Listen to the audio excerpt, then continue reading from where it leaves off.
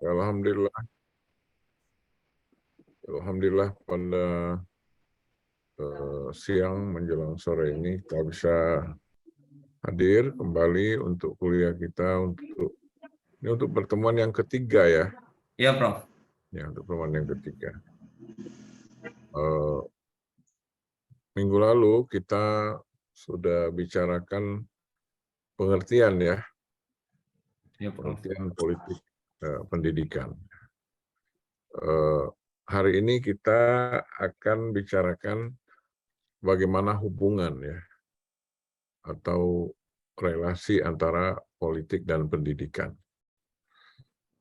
Untuk itu saya akan share screen.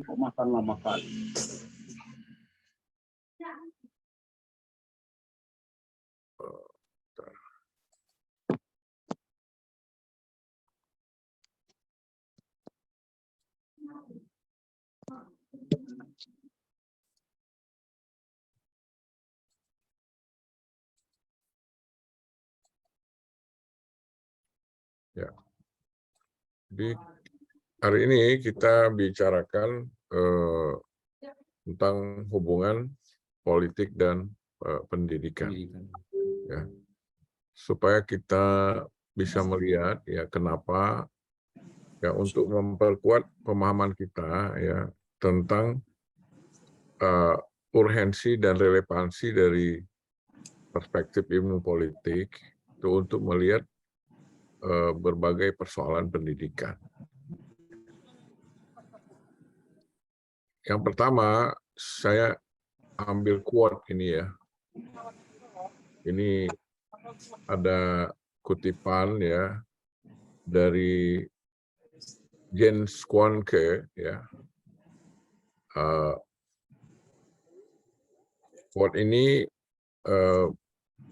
mengatakan keeping politics out of the classroom is like keeping the water out of rain. Ada yang bisa menerjemahkan ini? Andika biasanya itu yang terjemahkan.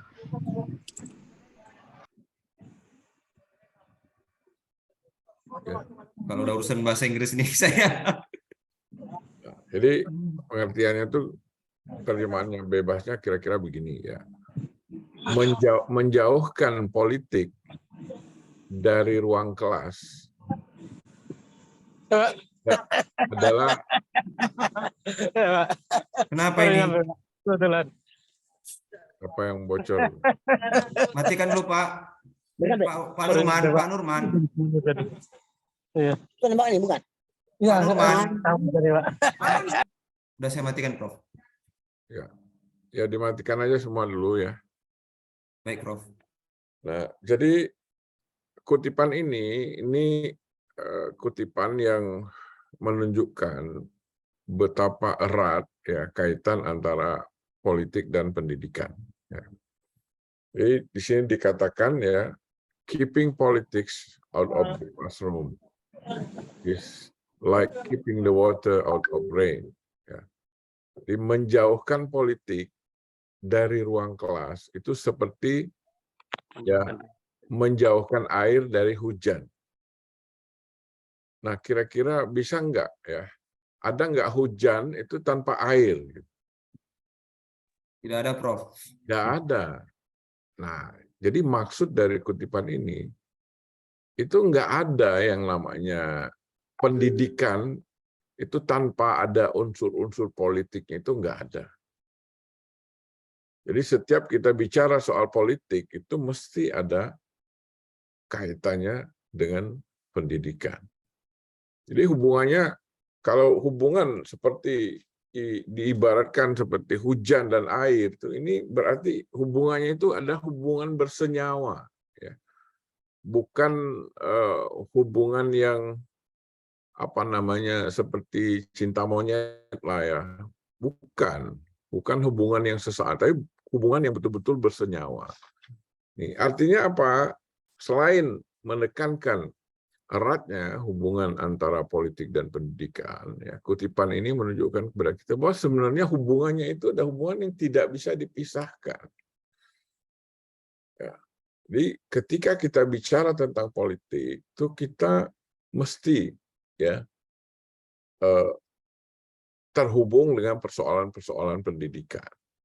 Dan sebaliknya, ketika kita bicara tentang pendidikan, itu kita mesti nyerempet-nyerempet ke persoalan politik. Nah, bagaimana kalau kita coba menghindari, apakah bisa kita bicara murni politik, ya, tanpa sama sekali menyentuh persoalan-persoalan pendidikan? Bisakah? Misalnya. Atau sebaliknya, ya, ketika kita membicarakan persoalan-persoalan pendidikan, ya, murni tanpa tersentuh oleh politik. Ini tidak mungkin. Ya, sekarang kalau kita tonton ya acara-acara debat-debat politik di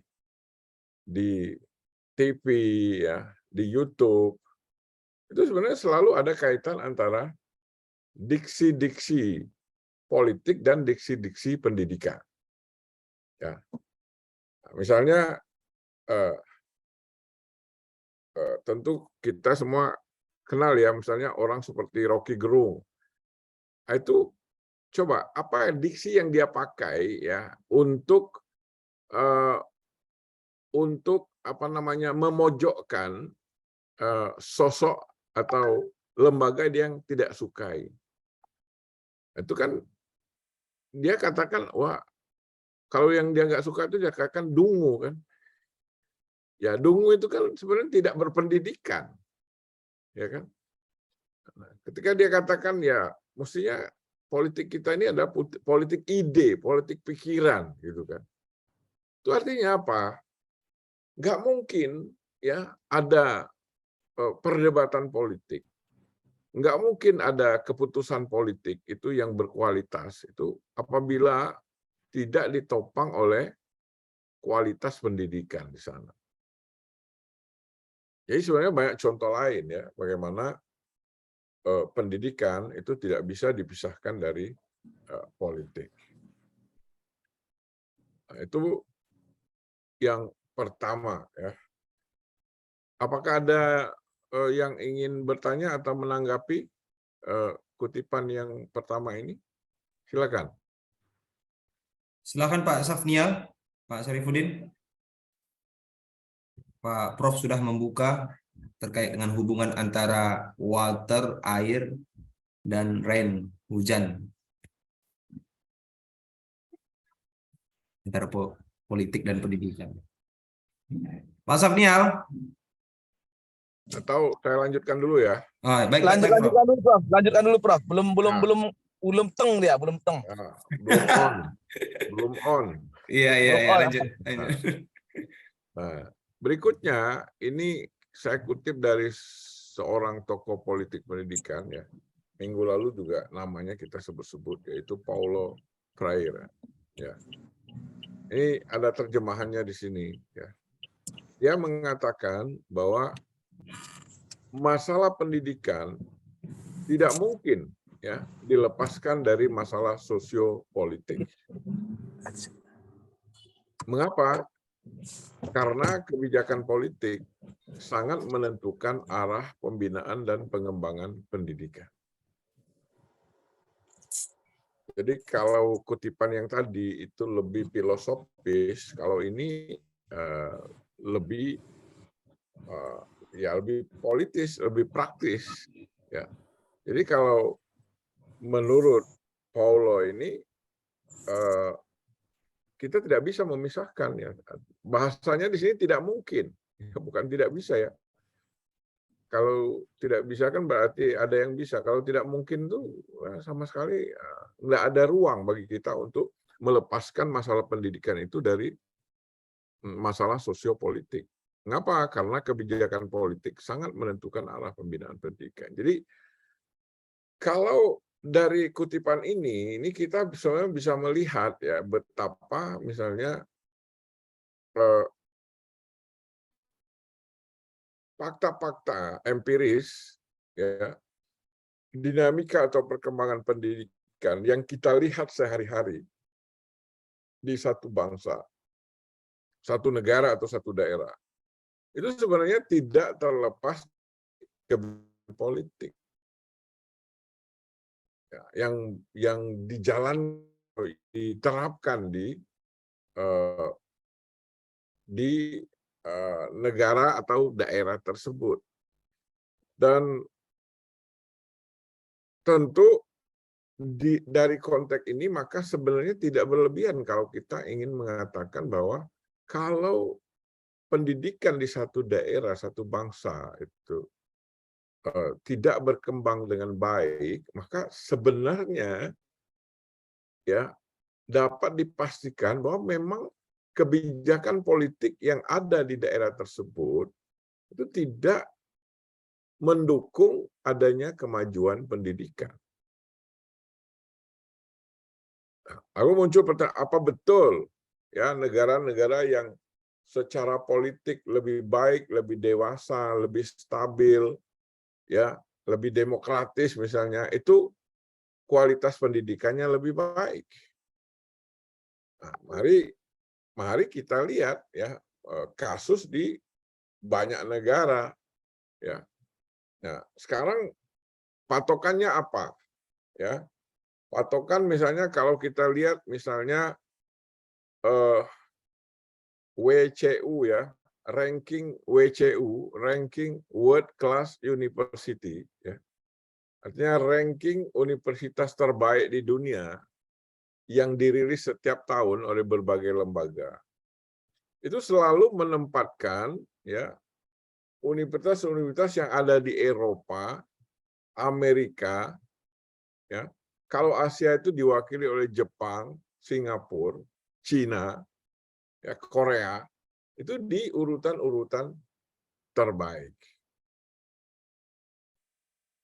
Nah, universitas yang ada di negara-negara Afrika di mana politiknya selalu diwarnai dengan konflik, baku hantam, pembunuhan, ini hampir tidak ada.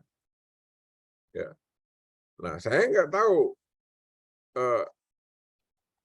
universitas terbaik di Indonesia seperti UI, UGM itu saya tidak ingat persis. Yang jelas urutannya di kelas dunia itu di ranking World Class University itu kalau nggak salah di atas 350 rankingnya, jauh sekali.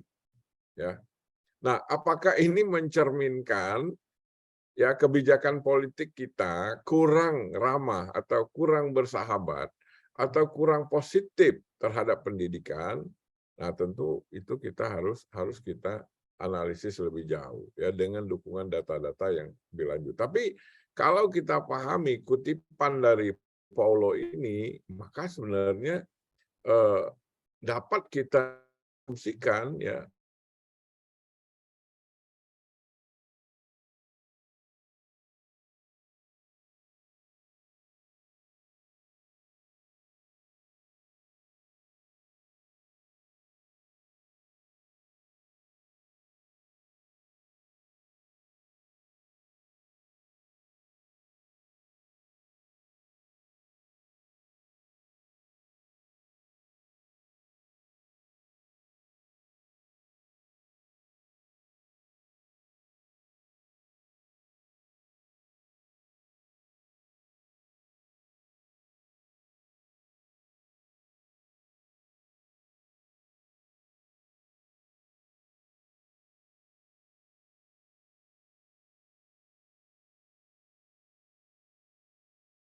sih.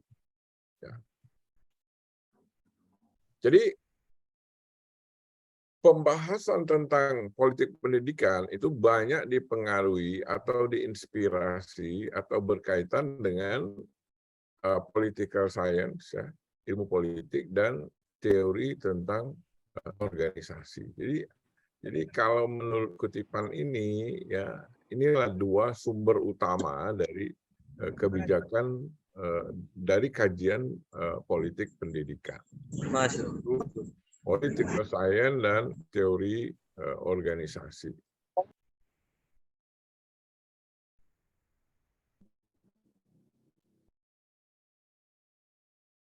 Nah,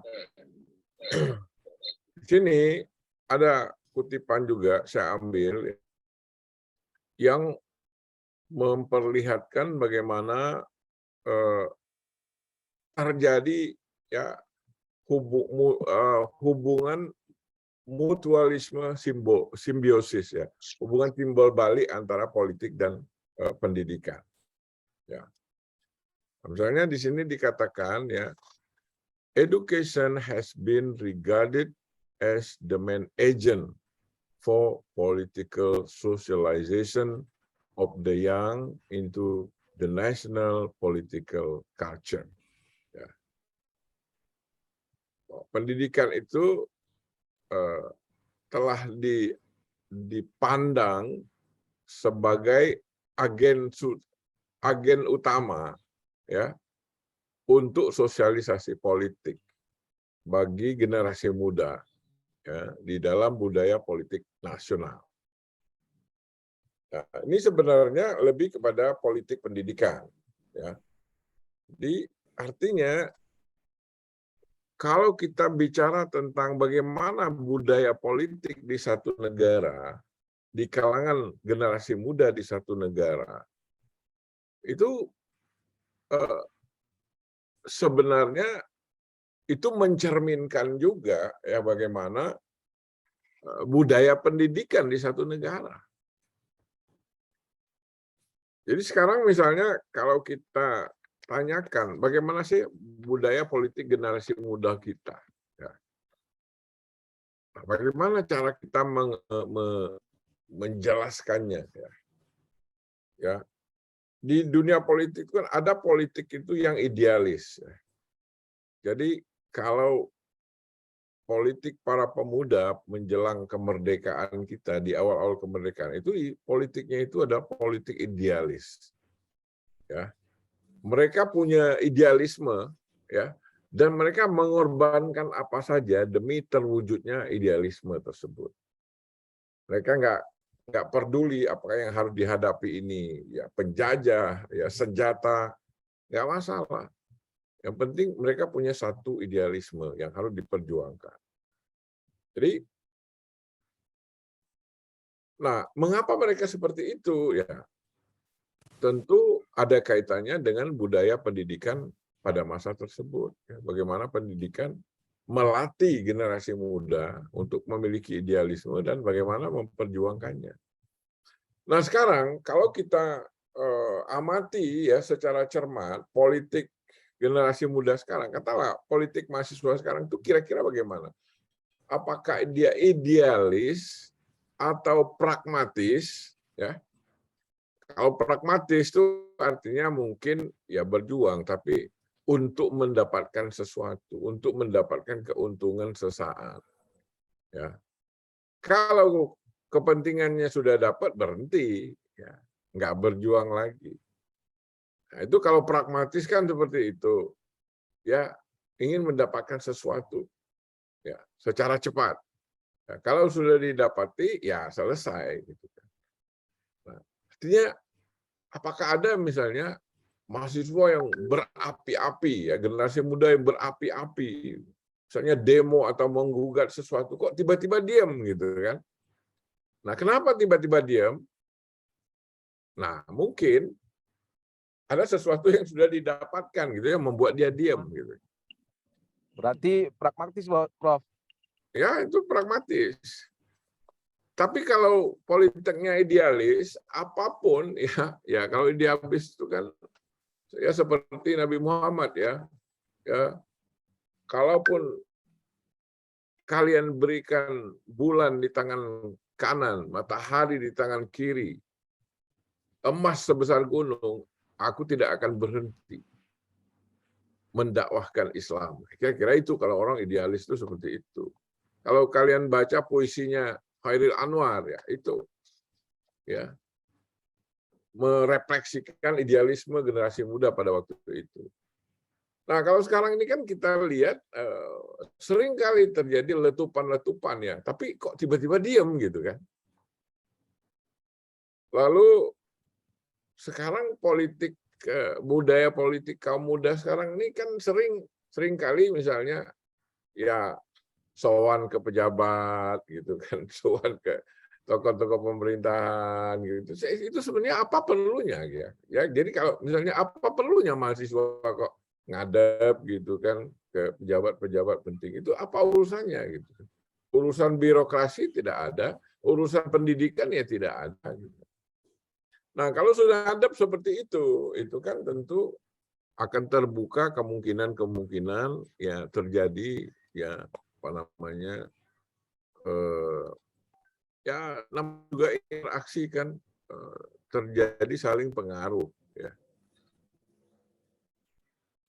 Lalu di baris kedua itu ditulis ya di sini education and preservation of the status quo in national integration and stability ya. Jadi pendidikan itu juga ya seringkali berfungsi atau difungsikan to preserve the status quo, untuk mempertahankan status quo ya. Ya, misalnya untuk menjaga stabilitas nasional, kesatuan nasional, itu juga bisa dilakukan melalui pendidikan ya, dengan memasukkan ya pandangan-pandangan atau ajaran-ajaran tertentu ya ke dalam dunia pendidikan kita, sehingga melalui pendidikan kita bisa menjaga stabilitas dan mencegah terjadi disintegrasi. Ya. Makanya jangan heran kalau tiba-tiba ada mata pelajaran baru, ada mata kuliah baru, tiba-tiba ada tren pejabat datang ke kampus, datang ke sekolah-sekolah, gitu kan.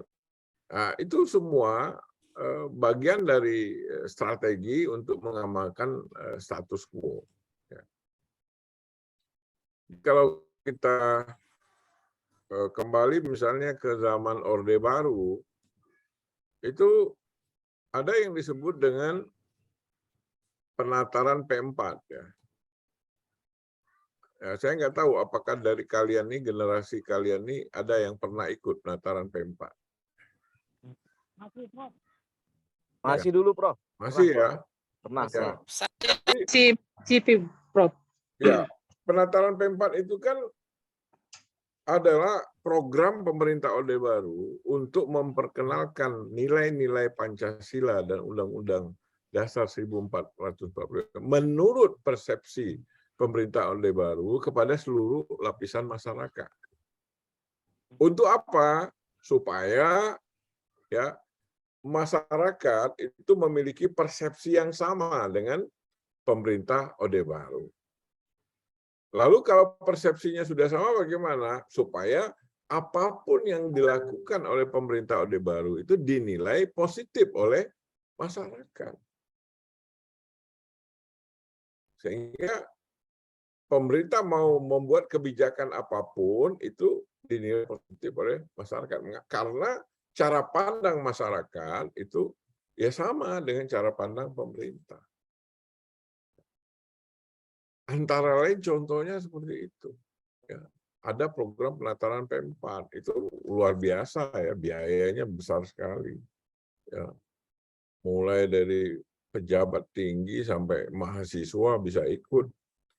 Ya, dan kalau di zaman saya masih mahasiswa itu senang sekali kita kalau bisa ikut penataran P4 itu, karena ya kalau bagi saya dulu ya perbaikan gizi ya, karena penataran P4 itu wah, pagi sudah ada snack ya, makan siangnya itu prasmanan gitu, dikasih buku gitu kan, ini luar biasa itu.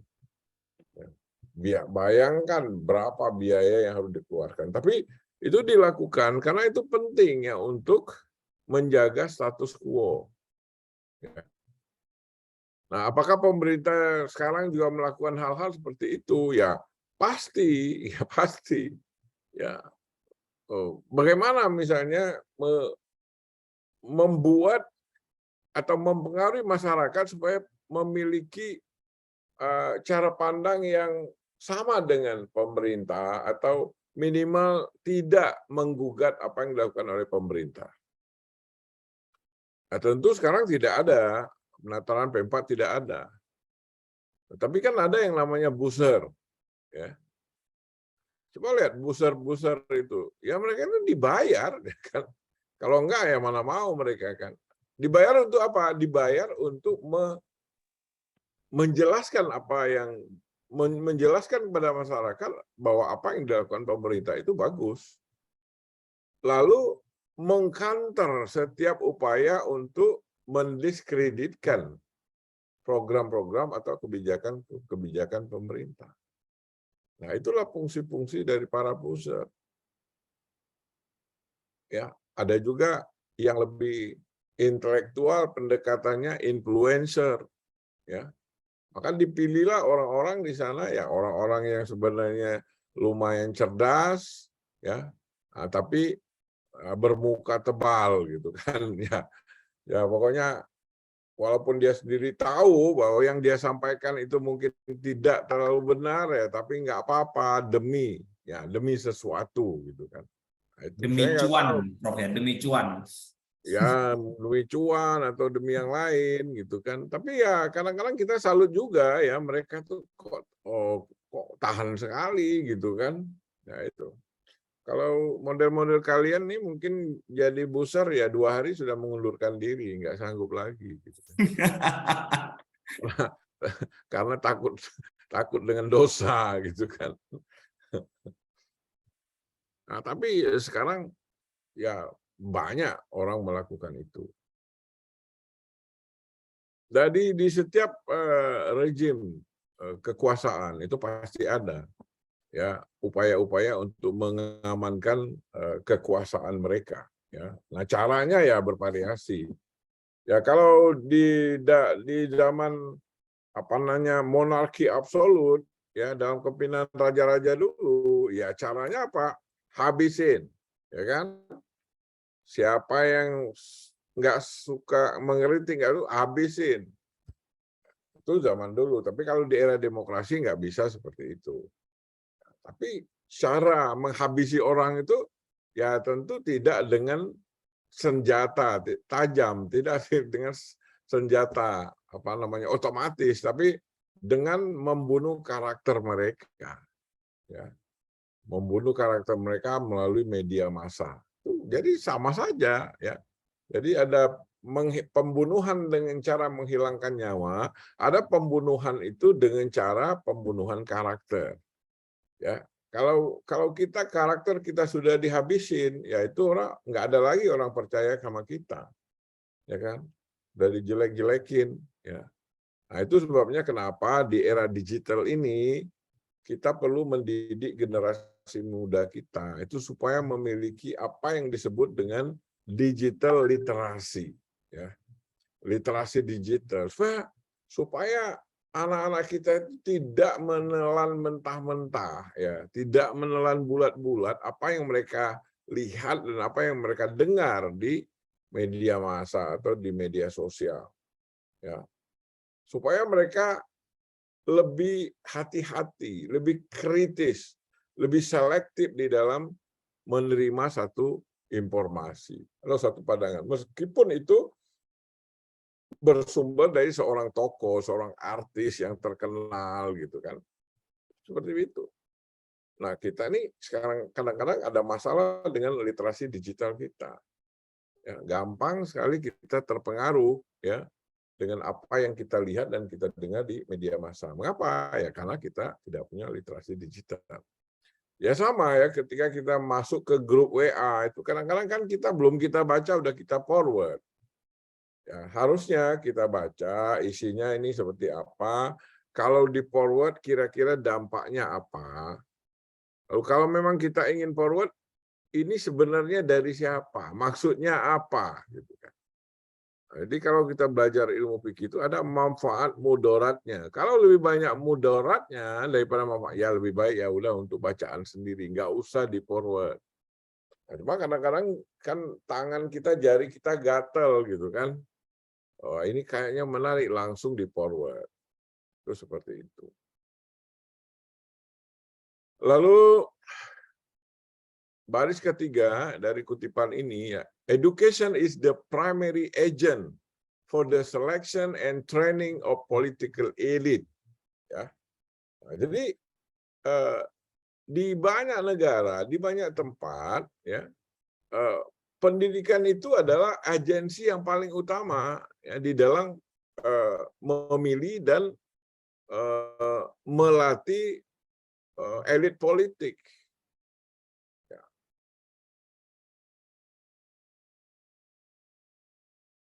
Ya, pertanyaannya apa betul seperti itu? Ya, artinya kalau kita pahami dari kutipan ini, maka sesungguhnya semakin baik pendidikan seseorang, itu maka semakin besar peluangnya untuk ya melakukan akselerasi menjadi seorang elit politik. Nah, pertanyaan, apa betul misalnya di banyak negara ini elit politik itu memang orang-orang yang the best, ya, pendidikannya the best, yang terbaik, orang yang paling cerdas, orang yang paling berprestasi, orang yang paling berilmu. Ya. Mungkin ya beberapa elit politik, beberapa perdana menteri, beberapa menteri itu memang orang-orang yang cerdas, orang-orang yang berpendidikan, orang-orang yang berilmu. Nah, tapi itu tergantung pada sistem politiknya. Kalau sistem politiknya transparan, ya memang seperti itu. Ya. Biasanya makin transparan itu sistem politiknya itu makin objektif. Nah, tapi kalau sistem politiknya tidak transparan, ya itu makin subjektif. Ya, sehingga pendidikan tidak banyak pengaruhnya terhadap karir politik seseorang. Ya. Ya, di Indonesia banyak sekali orang-orang yang lulusnya cum laude, bagus, pinter, tapi ya nggak punya kesempatan apa-apa. Ya, hanya punya kesempatan bekerja. Tapi justru orang yang sekolahnya drop out, nggak jelas gitu kan, tetapi dia mendapat kesempatan. Mengapa? Ya karena sistem politik kita mungkin belum terlalu transparan, belum terlalu terbuka. Jadi masih banyak aktivitas politik yang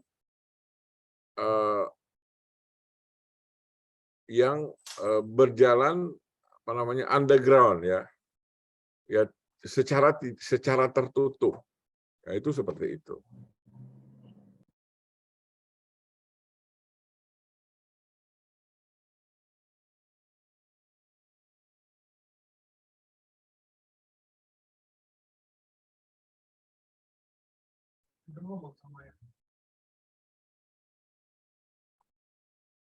Ya, kemudian baris terakhir, baris keempat dari kutipan ini,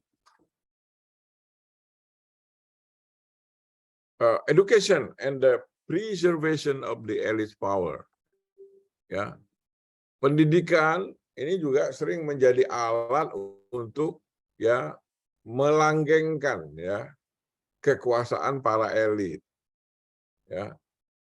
Dengan cara bagaimana? Controlling, organizing, and regulating education.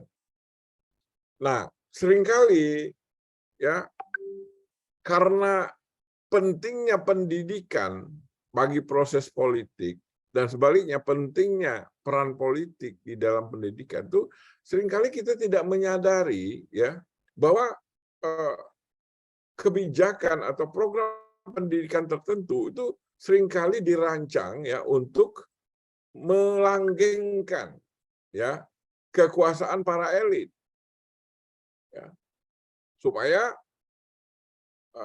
mereka terus bisa berkuasa. Kalau mereka tidak berkuasa, kalau bisa anak-anak mereka melanjutkan kekuasaan mereka. Bagaimana caranya? Ya mereka membuatlah pengawasan terhadap pendidikan. Mereka membuat aturan-aturan, regulasi-regulasi pendidikan tertentu. Ya, mereka mengembangkan organisasi-organisasi pendidikan tertentu. Nah, bagaimana di Indonesia? Ya. Nah, disinilah kita, misalnya kita bisa melihat ya, di Medan kan ada ya sekolah-sekolah unggulan gitu kan, ya banyak kan SMA unggulan, SMP unggulan. Itu biasanya yang masuk ke sana itu siapa? Orang-orang elit, Prof. Iya, sama di Palembang juga begitu. Jadi yang namanya SMA terbaik, SMP terbaik itu memang katanya ada sih beasiswa anak-anak miskin berprestasi. Nah, cuma itu kan nggak lebih dari 15-20%. Jadi kalau ada 100 siswa baru, yaitu 80 orang itu ya biasanya anak dari keluarga menengah ke atas. Anak para pejabat, anak para pengusaha, ya itu. Nah, karena ini sekolah ini ada sekolah-sekolah terbaik, sekolah-sekolah yang unggul, maka orang-orang yang lulus dari sekolah ini punya kesempatan lebih besar untuk naik ke atas. Mereka bisa kuliah di fakultas-fakultas yang top, di universitas-universitas yang top. Nah, kalau mereka lulus dari fakultas dan universitas yang top, mereka akan punya kesempatan untuk bekerja di tempat-tempat yang terbaik. Kalau mereka bekerja di tempat-tempat terbaik, maka mereka akan mendapat income yang lebih baik, punya jejaring sosial yang lebih baik. Nah, akhirnya ya terjadi sirkulasi ya secara terus-menerus. Ya. Orang kaya ya kalangan elit bisa menyekolahkan anak mereka di sekolah-sekolah terbaik dan akhirnya anak mereka juga nanti akan menjadi kelompok-kelompok elit. Nah, anak-anak mereka juga karena kelompok elit juga akan menciptakan kondisi pendidikan tertentu supaya anak-anak mereka itu punya keistimewaan. Nah, ini sebenarnya tidak hanya terjadi di negara-negara di negara kita, di negara lain juga terjadi ya. Misalnya kayak kalau di negara-negara Eropa itu anak-anak cucu-cucunya Ratu Elizabeth itu kan sekolahnya khusus. Ya. Jadi sekolahnya itu khusus untuk anak-anak tokoh-tokoh elit. Nah, mereka dilatih di situ, dilatih bagaimana memimpin, bagaimana bersikap dengan baik sehingga nanti siap jadi pangeran, ya siap jadi menteri, siap jadi apa namanya pejabat tinggi. Ya, mereka disekolahkan setahun. Nah itu kenapa tidak gabung saja sekolahnya? Nah inilah ya karena namanya juga strategi ya supaya kalau sekolah umum itu ya pelajarannya, pengalamannya itu ya yang standar-standar saja. Ya. Tapi kalau sekolah-sekolah khusus, sekolah-sekolah elit ya itu dia memiliki program yang berbeda, yang lebih baik. Nah sehingga tentu capaian pembelajarannya juga bisa lebih baik. Nah mungkin sampai di sana dulu ya. Silakan ada yang mau sharing ya, ada mungkin pertanyaan, mungkin masukan atau sharing dari kalian. Silakan. Terima kasih, baik Prof. Yuk. Saya larinya ke Indonesia ya, Prof. Ya. Begini, kita politik di dunia pendidikan itu saya katakan campur tangan lah tadi, sama halnya dengan tidak ada Anda, tidak ada saya, seperti itu, Prof. Nah, makanya seperti yang Prof bilang tadi, kita lihat dari awal dulu sistemnya bagaimana. Gitu. Karena saya contohkan di daerah saya itu umurnya masih lebih kurang 15 tahun. Ya, ini yang periode ketiga. Ya, yang seperti Prof katakan tadi, dia mengejar itu, mengejar kekuasaan itu. Nah, bahkan wali kota, ketua DPR itu anak dia sendiri. Nah, apabila kita hubungkan kepada pendidikan, saya rasa pendidikan yang berlaku itu kan miniaturnya loh. Contoh kecil yang ada di daerah saya itu menggambarkan begitulah Indonesia ini gitu. Nah, yang terjadi seperti yang kita bicarakan minggu yang lalu, transaksional itu sangat ini. Nah, Kenapa? Harus ya pendidikan itu ya tarafnya taraf S1. S1 itu ya itu tadi Prof. Kita pengen pemilih cerdas, sementara kampus di situ masih sedikit.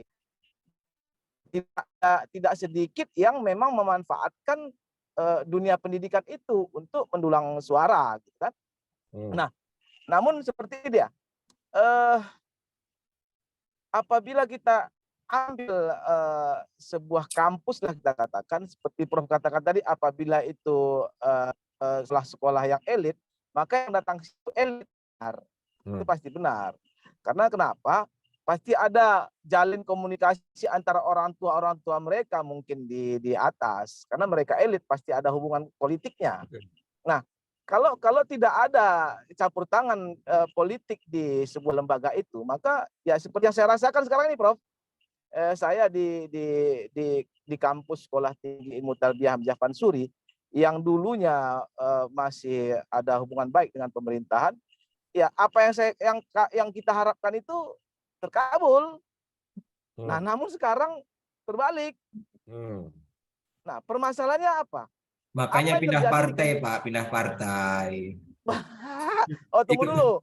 Masalah pindah partai yang seperti dikatakan oleh Profesor tadi, idealis itu harus kita pegang kuat. Nah, makanya kita di sini untuk kembali menempuh pendidikan doktoral seperti itu, supaya encer nih otak kita, nggak usah pindah-pindah perahu. Besok kalah pindah lagi, besok kalah pindah lagi. Sampai kapan apa namanya ketangguhan kita itu melawan badai perpolitikan gitu. Nggak usah pindah partai. Saya tahu Pak Andika itu mengajak saya ke partai PKS, saya tahu, dan banyak tawaran Pak dari PKS. Nah, kenapa seperti itu? Saya tambahkan lagi. Nggak apa-apa. Nanti Pak Andika juga saya bawa ke Golkar karena ada kuningnya juga. Gini, nah artinya nggak nyambung lagi gitu. Nggak nyambung. Kenapa saya kata nggak nyambung? Bukan dia lagi yang ada di institusi itu.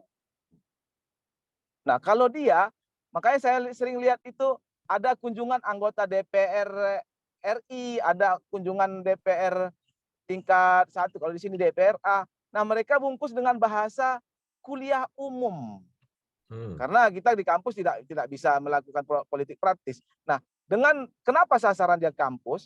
Karena kampus itu merupakan salah satu pemilih yang cerdas. Dia tempel saja di tengah jalan spanduk baliho oleh si mahasiswa, lihat, oh itu yang kemarin datang ya ke kampus kita. Nah, nilai jual bahasa mahasiswa itu di kalangan masyarakat menengah ke bawah, kalau udah mahasiswa itu ya udah oke. Nah, itu yang dia bungkus untuk menyampaikan suara aspirasi dia pada golongan-golongan yang ada di masyarakat tersebut. Nah, saya setuju Prof, sistemnya dulu Prof. Kalau kita pengen bagus di daerah itu, maka sistemnya dulu, caranya bagaimana? Apakah pemilihnya itu, makanya saya bedakan di daerah saya di Kota Sebul Salam, satu itu karena masih muda, sistem awal tadi yang salah. Namun bergerak kita ke atas di Aceh Selatan, mereka Prof hanya kita kasih 2 bungkus Indomie saja, mereka pilih kita. Bahkan ada di satu daerah kita ajak minum kopi aja, kita berikan penjelasan begini-begini, mereka pilih, mereka uang nggak mau. Kenapa? Karena mereka sudah cerdas. Karena lebih dulu hadir daerah mereka baru kita gitu.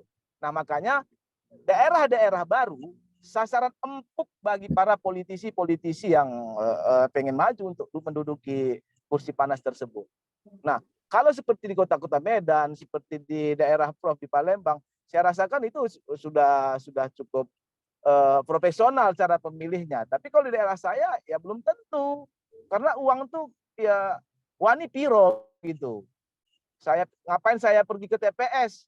Sementara saya duduk lama ngantri, saya ngantri dari jam 8, saya dipanggil jam 3. Nggak mungkin dong saya beli rokok uang pribadi. Artinya kelari ke mindset, karakter orangnya. Nah, kenapa? Yalah. Makanya saya katakan di daerah saya itu Prof, anggota DPR-nya, bahkan ketua DPR yang 3 periode, mereka adalah orang-orang yang memiliki uang lebih. Nah, itu dia. Ya sampai cemana itu nanti?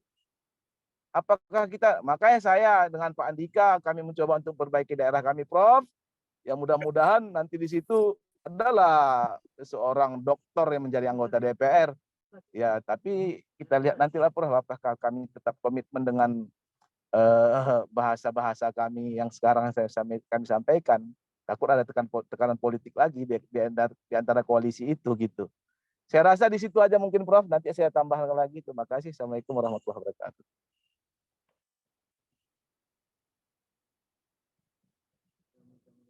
Bu Arinibi.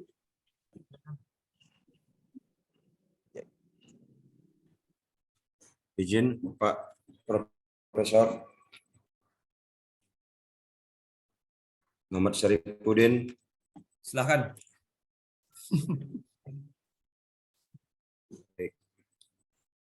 Assalamualaikum warahmatullahi wabarakatuh. Terima kasih yang kami hormati dosen kita mata kuliah Politik Pendidikan Islam dari pemaparan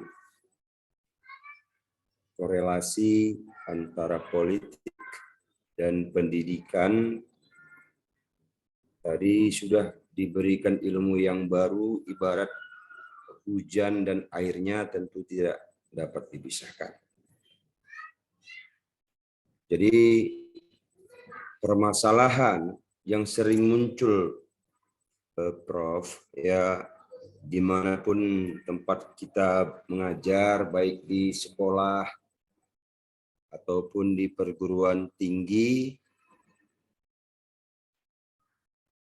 memang antara hubungan politik dan pendidikan ini sepertinya susah-susah gampang juga begitu, Prof, ya. Kalau menurut saya, kenapa banyak sekali di antara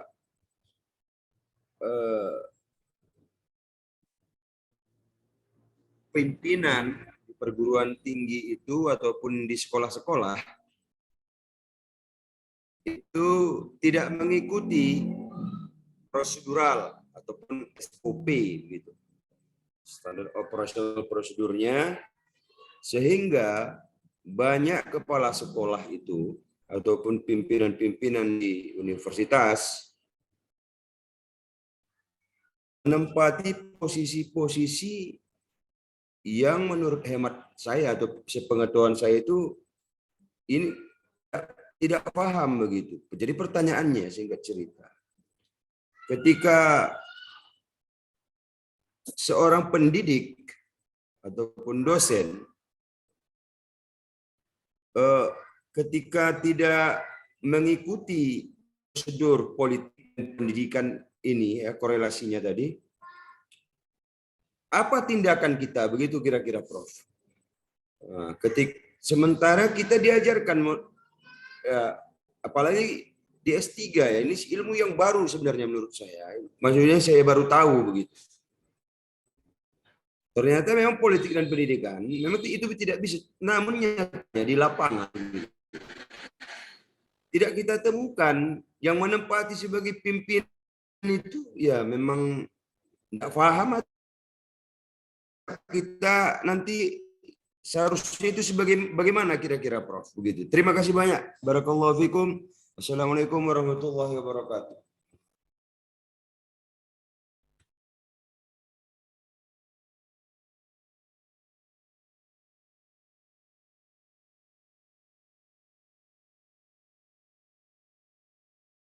Suaranya nggak kedengaran, Prof. Izin, Prof.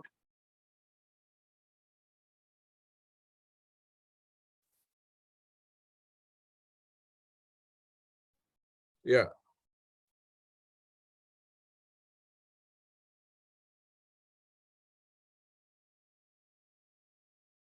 Ya, jadi memang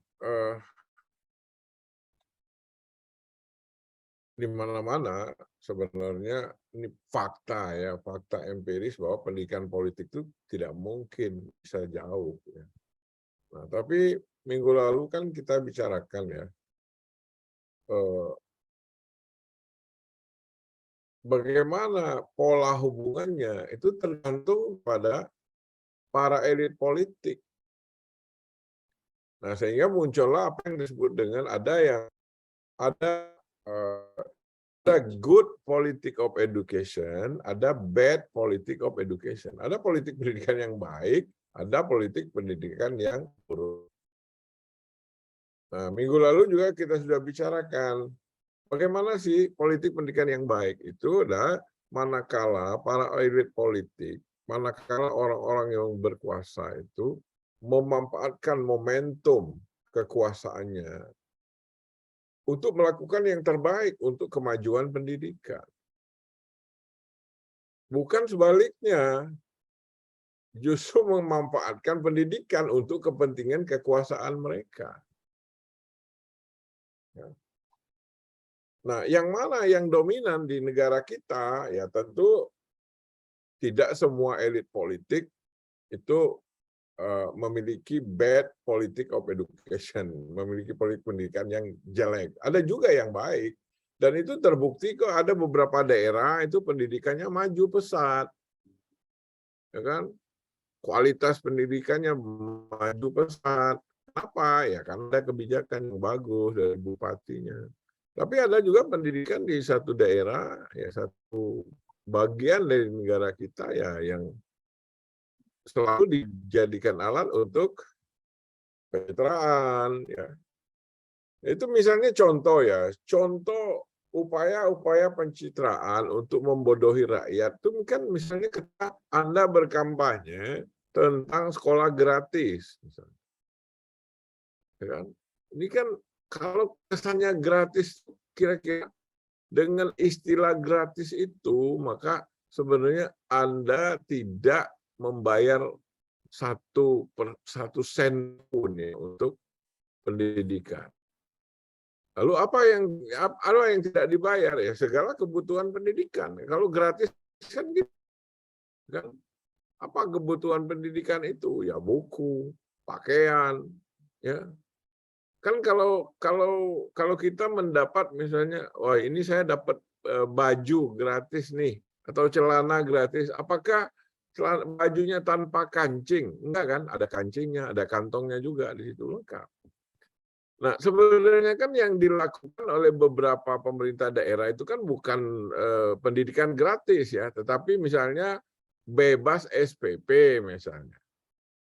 Ya kan? Jadi sebenarnya hanya SPP yang dibebaskan, tapi mereka blow up dengan istilah sekolah gratis, pendidikan gratis, jadi seolah-olah semuanya gratis gitu. Kadang-kadang bebas uang pendaftaran, nah maka dibilang gratis, kan gitu. Nah ini contoh retorika politik, ya praktek politik yang cenderung mengeksploitasi pendidikan untuk pencitraan politik. Tapi ada pemerintah, ya pemerintah daerah, ya pemerintah di satu negara itu yang melakukan apapun yang terbaik untuk kemajuan pendidikan. Nah, misalnya tahun 90-an itu di Malaysia ya pemerintah Mahathir Muhammad itu melihat bahwa terjadi kesenjangan ya di Malaysia itu antara misalnya suku pribumi dan suku pendatang. Kesenjangan dalam bidang ekonomi maupun dalam bidang pendidikan. Maka waktu itu Mahathir itu bertekad ya, bagaimana caranya membangkitkan daya saing pribumi ini supaya mereka berdaya di bidang ekonomi juga berdaya di bidang politik ya pemerintahan. Caranya apa? Caranya adalah ya menyekolahkan lulusan-lulusan SLTA itu ke universitas top di dunia. Biayanya besar-besar sekali biayanya, tapi itu dilakukan.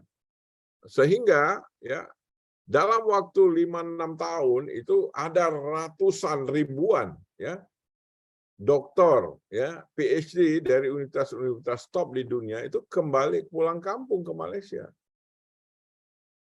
Dan mereka inilah yang menjadi the backbone, ya, tulang punggung perbaikan ekonomi, perbaikan politik di Malaysia.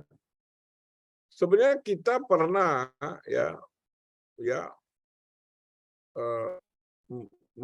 memiliki kebijakan pendidikan yang sangat bagus, ya. Ketika Presiden Habibie, ya, menjadi menteri BPPT dulu, ya, ketua BPPT atau menteri bidang teknologi lah, ya. Itu kan ada lulusan-lulusan SMA terbaik itu dikirim, berapapun biayanya dikirim ke luar negeri. Nah, lalu ketika Pak Muhammad Nuh Mendikbud itu beliau membentuk apa yang disebut dengan LPDP, ya. Nah, sekarang itu ya lumayan lah, LPDP itu adalah lembaga beasiswa, ya, untuk anak-anak Indonesia yang berprestasi. Mereka bisa kuliah dimanapun, ya, dengan biaya dengan bantuan beasiswa dari pemerintah Indonesia. Sebelumnya itu kita kalau mau sekolah ke luar negeri itu beasiswanya mesti beasiswa dari pemerintah lain, ya, termasuk saya itu beasiswanya dari pemerintah Inggris, dari pemerintah Australia. Kalau sekarang banyak anak-anak kita yang sekolah ke luar negeri dengan beasiswa dari pemerintah Indonesia, ya, terutama yang dilakukan melalui LPDP. Ya, tentu, ya, satu hal yang harus dipahami, ya, di dunia pendidikan itu, satu kebijakan, satu program itu tidak bisa dilihat hasilnya secara instan. Pendidikan itu prosesnya itu lama, gitu. Itu sebabnya kenapa pendidikan itu tidak terlalu menarik, ya. Karena hasilnya lama baru kita bisa melihat hasilnya. Ya. Itu sebabnya kenapa banyak elit politik tuh malas berinvestasi di bidang pendidikan, karena kalau dia bangun sekolah yang bagus, dia bangun perguruan tinggi yang bagus, itu hasilnya entah kapan, gitu kan. Mungkin dia sudah tidak lagi menjabat, ya, baru kelihatan hasilnya. Tapi kalau dia bangun jembatan, kalau dia bangun jalan, itu paling lama dalam 1 tahun dia sudah bisa melihat hasilnya, dan dia bisa menjadikan hasil itu sebagai alat promosi politik. Tapi kalau Anda bupati, Anda membangun perguruan tinggi, misalnya di daerah Anda, itu biayanya besar, tapi belum tentu 10 tahun kelihatan hasilnya. Nah, jadi memang harus dengan idealisme dan optimisme, ya. Harus dengan visi, ya.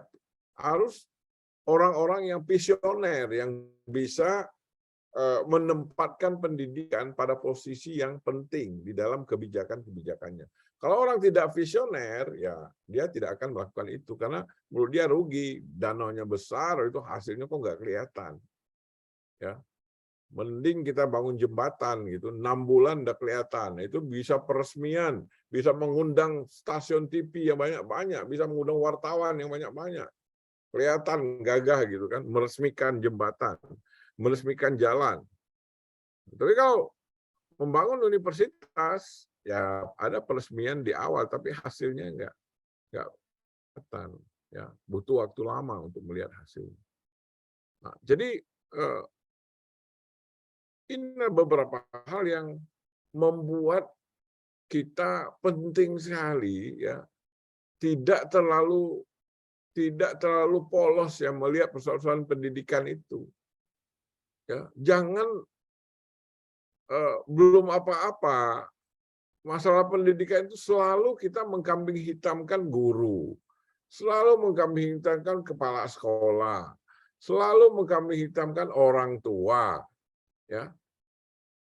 Karena banyak persoalan pendidikan kita ini akarnya itu bukan di sana, tapi akarnya itu adalah di pusat-pusat kekuasaan politik. Jadi para elit politik lah yang seringkali menjadi sumber masalah di dalam pendidikan. Ini bukannya guru, bukan kepala sekolah, ya, bukan yayasan. Ya meskipun ada juga ya kerusakan pendidikan itu disebabkan oleh guru, oleh pengurus yayasan, oleh kepala, ada, tapi tidak semuanya di situ. Saya kira itu ya. Silakan kalau masih ada.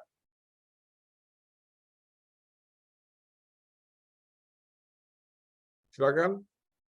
Masih ada yang ingin sharing? Pak Andika. Terima kasih Prof penjelasannya Prof. Jadi bisa dikatakan mengenai korelasi politik dan pendidikan tadi tetap jugalah ujung-ujungnya kepada penguasa setempat, begitu lebih kurang yang kami paham itu. Dan individu pendidik. Kalau kita bicara politik ya kita bicara para politisi ya, para elit politik.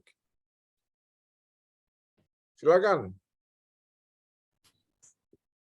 Ini kok pada sembunyi semua ini, nggak ada video semua ini. Siap Prof, saya masih ada Prof. Saya Ya, kebetulan ada acara Prof di Banda Aceh sama dosen teman-teman. Jadi makanya saya ini Prof, lagi dalam perjalanan Prof. Ya, Kalau silakan. saya karena politik Prof sampai jam 9 malam nggak apa-apa Prof. Silakan. Tapi kan Prof, yang kita Oke, rasakan dilanjut. sekarang Saya ini. coba ambil alih. Oh, ya silakan. Oke, dilanjut Pak Sapnial. Silakan Pak Sapnial. Silakan.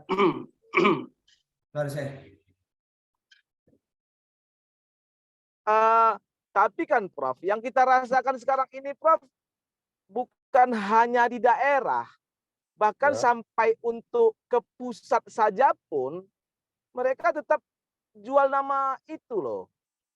Alah kita inilah karena nilai uangnya kecil. Karena hanya 20.000 saja kita katakan dia untuk mengambil 50.000 suara kan masih hanya berapaan gitu. Nah, makanya saya katakan pendidikannya itu dulu Prof. Apakah sudah menerima seperti yang Prof katakan tadi, idealisme mahasiswa, idealisme orang yang berpendidikan itu goyang nggak dia diterpa angin? Takutnya kalau goyang sama dengan juga. Karena dia butuh mungkin untuk kuliah perlu biaya, pasti dia sondingkan juga kan kepada para elit gitu. Ya, iya. Contoh seperti saya, Prof. Maaf saya cerita sama kawan-kawan. Saya untuk mengambil S3 ini pasti saya sampaikan kepada rekan-rekan yang duduk di legislatif gitu. Saya kuliah, kader kalian ada loh yang mau mengambil doktor. Nah, mungkin apabila contoh saya katakan Pak Andika yang menuju kepada rekan-rekan saya rasa mereka tidak kabulkan. Kenapa? Kenapa harus saya, Pak? Ya. Karena kita nggak koalisi nampaknya. Bapak beda perahu. Saya juga beda perahu. Terus kita punya sama-sama lembaga. Kita adu aja Pak, lembaga kampus kita sama-sama.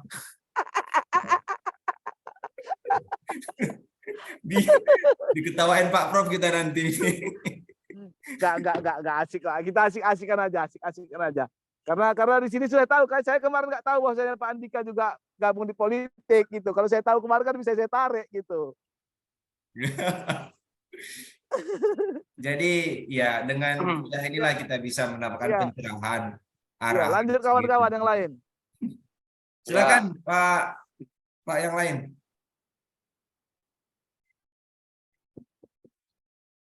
Ibu-ibunya mana ini? Ibu-ibu.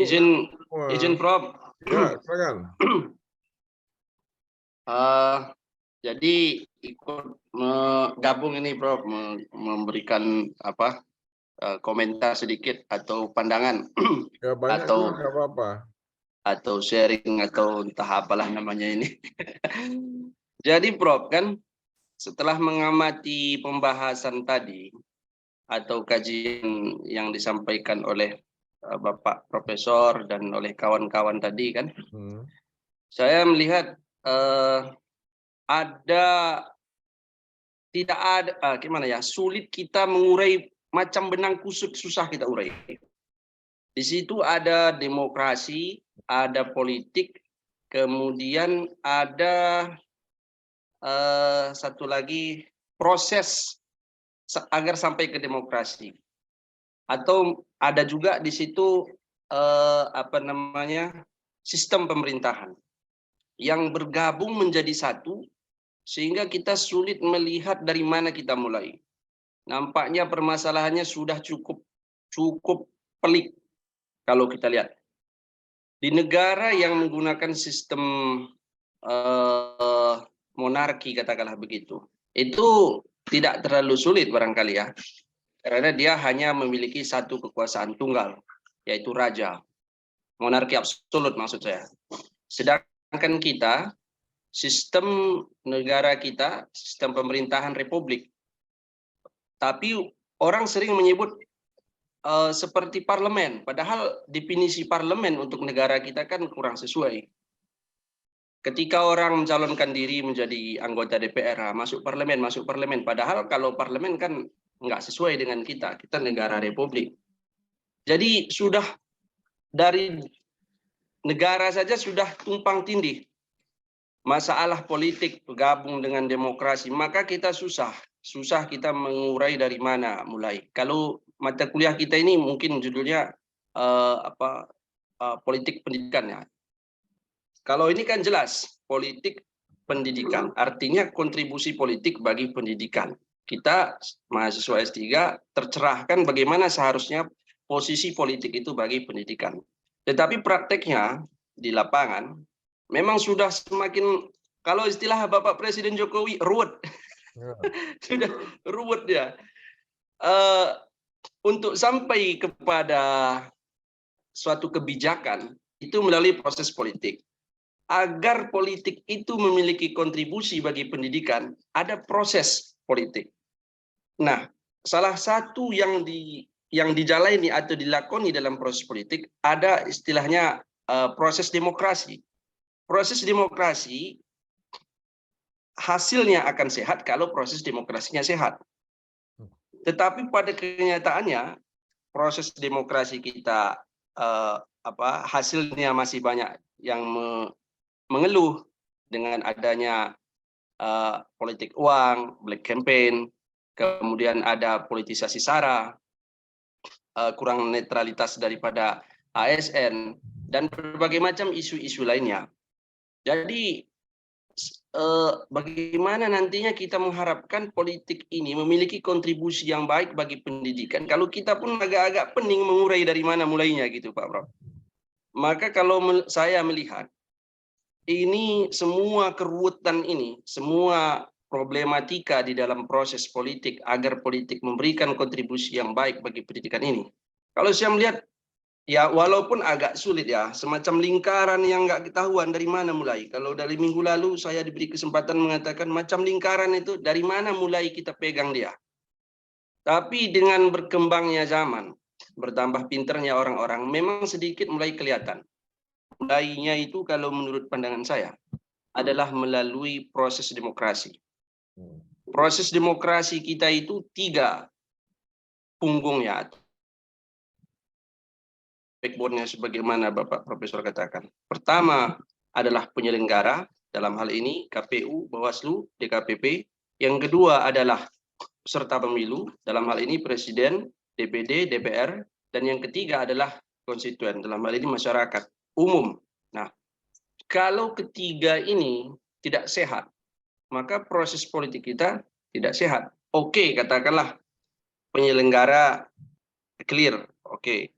Kemudian permasalahan kemudian apakah peserta pemilu clear? Apakah konstituennya clear atau masyarakatnya clear? Tadi disampaikan oleh Bapak Sapnial, problem yang dihadapi bagi seorang calon ketika ingin mencalonkan diri adalah politik uang. Politik uang itu kan bagian daripada pelanggaran pemilu. Pelanggaran pemilu, proses demokrasi. Maka ini saya katakan tadi, kita akan sulit melihat kalau tidak kita pilah-pilah terlebih dahulu. Proses demokrasi yang dalam negara kita ini terjadi selama 5 tahun sekali, yang dikenal dengan istilah pemilu atau pemilu, dalam pemilihan presiden, wakil presiden, DPR, dan DPD. Kemudian ada lagi proses demokrasi yang dikenal dengan istilah pemilihan. Kalau dulu namanya pilkada, pemilihan kepala daerah, bupati dan wali kota, gubernur dan wakil gubernur. Gubernur, bupati dan wali kota. Itu tidak sama dengan pemilu, tidak akan sehat hasilnya kalau prosesnya tidak sehat. Alhasil, ketika hasilnya itu tidak sehat, maka kontribusi bagi politik bagi pendidikan tadi juga akan tercemarilah kurang lebih dalam tanda petik begitu. Kita meminta bantuan untuk beasiswa pendidikan. Itu ke siapa kita minta, dia akan melihat kita. Tidak semua orang bisa. Pak Sapnial mungkin bisa karena memiliki kolega di partai. Tetapi kan orang lain belum tentu bisa. Jadi di sini sudah ada semacam apa yang ku dapat, apa yang ku beri, mengapa aku harus memberi, dan apa yang ku dapatkan, begitu kira-kira. Jadi kalau menurut pandangan saya, kita perlu mendudukkan letak masalahnya dahulu. Kalau pemilu jelas, siapa yang memberikan uang, Undang-Undang 7 2017 ada undang-undang. Kalau dulu undang-undangnya ada 3, sekarang digabung jadi 1, Undang-Undang Pemilu, pasal 515, yang berikan uang akan didenda itu 3 tahun penjara. Atau kalau denda 36 juta, 1 bulan 1 juta. Tapi kan orang tidak takut terhadap hukuman itu. Nampaknya seperti itu, orang tidak takut kepada hukumannya. Buktinya masih ada, tadi mengatakan di kampung A 500.000, di kampung B sekian. Berarti orang tidak takut dong. Apa sebetulnya masalahnya di sini? Berarti masalahnya kalau saya lihat ini ada yang salah dengan konstituennya. Maka Dirjen Prof, menurut pandangan saya, kita perlu membenahi sistem demokrasi kita agar politik itu sehat, proses politiknya sehat, sehingga memberikan kontribusi kepada pendidikan. Misalnya ada orang mengatakan proses suap itu terjadi karena masyarakatnya miskin, karena masyarakatnya membutuhkan uang. Ada juga orang yang punya uang tapi tetap menerima suap. Proses jual beli suara itu terjadi lantaran politisasi, karena kita katakanlah ya proses politisasi lah. Tidak saya katakan mesti politisasi sesuatu, misalnya politisasi black campaign atau politisasi sara atau politik identitas. Politik identitas pada prinsipnya definisinya sama dengan politisasi sara. Tetapi bagaimanapun seseorang memiliki uang, dia sudah punya uang di suatu daerah, itu tidak menjamin menghentikan politik uang. Belajar dari kasus pemilihan kepala desa, walaupun pemilihan kepala desa itu di luar dari pemilu, tetapi sistemnya prosesnya memiliki, kalau kita teori Presiden Amerika dahulu, dari rakyat untuk rakyat, itu sama prosesnya. Itu mereka menolak bukan lantaran jumlah uangnya, tapi karena memang mereka sudah tertanam dalam nuraninya bahwa uang itu tidak mesti menghalalkan mereka untuk memilih yang mereka tidak inginkan. Uang itu tidak mesti mereka memilih sipulan atau sepulin gitu. Jadi kesimpulannya kalau menurut saya, 3 ini harus kita benahi terlebih dahulu agar politik itu dapat memberikan kontribusi positif bagi pendidikan kita. Demikian Prof. Terima kasih kawan-kawan. Assalamualaikum warahmatullahi wabarakatuh. Ya, terima kasih ya. Saya kira luar biasa sharingnya ya. Kira memang betul ya, kalau kita pakai patokan demokrasi, katakanlah sistem politik kita demokrasi, maka kalau demokrasi itu dijalankan dengan baik, ya insya Allah politik pendidikannya juga akan lebih baik ya. Karena misalnya ya salah satu prinsip ya utama di dalam demokrasi itu ada transparansi, ya. Jadi kalau sistem politik kita ini transparan, ya, maka para politisi juga kan memiliki ruang yang terbatas untuk melakukan ya tindakan atau aksi-aksi politik yang tidak pantas, ya. Nah, cuma karena banyak hal di dilakukan secara tertutup, maka banyak permainan di balik layar. Jadi kita nggak tahu prosesnya terjadi seperti apa, tiba-tiba muncul hasilnya. Jadi sebenarnya kenapa para ahli ya sampai sekarang ya menilai bahwa sistem politiknya yang paling bagus itu demokrasi. Cuma persoalannya berapa persen sih nilai-nilai demokrasi itu kita terapkan. Ya.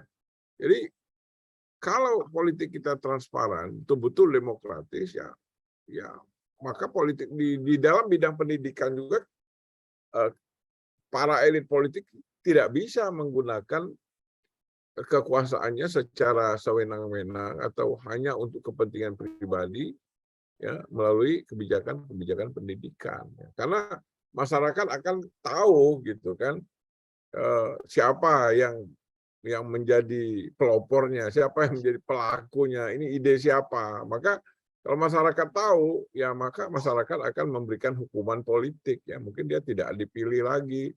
Bahkan mungkin sampai partainya pun itu bisa digugat oleh masyarakat. Ya, jadi jangan main-main, ya kan?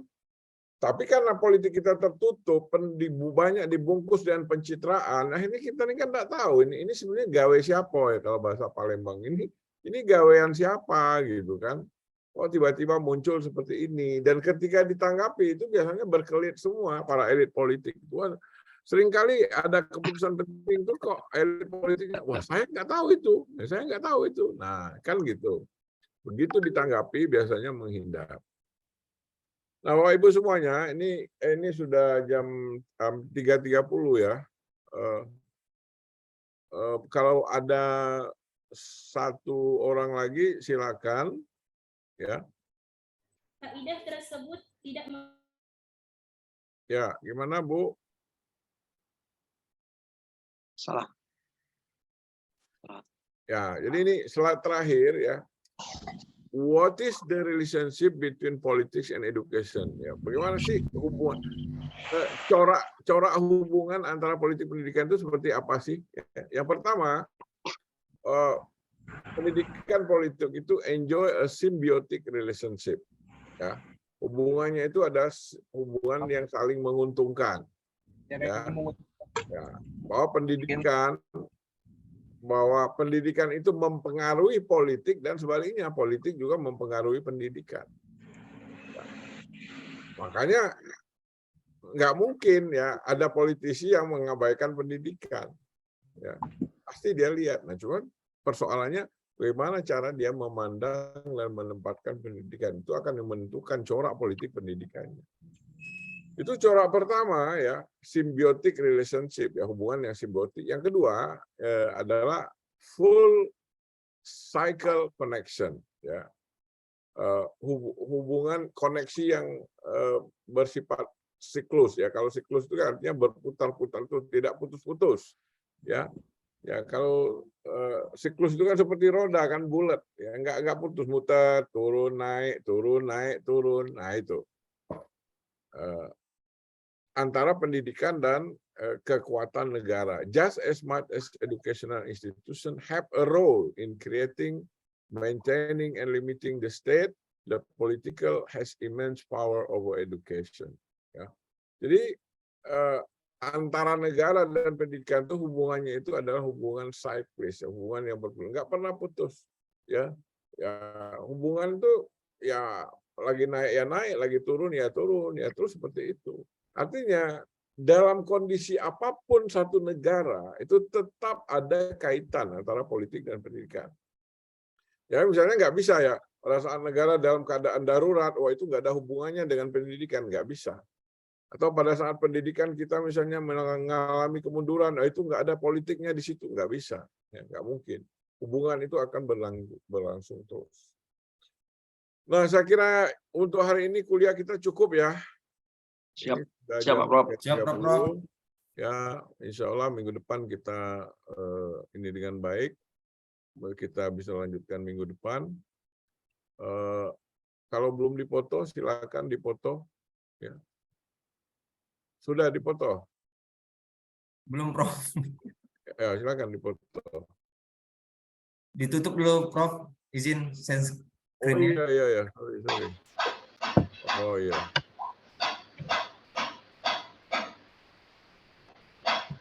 Mana nih ya? Ya.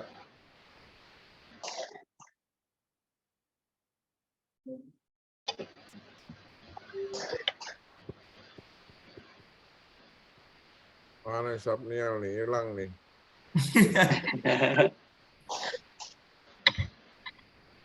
Mau pindah partai kali ya.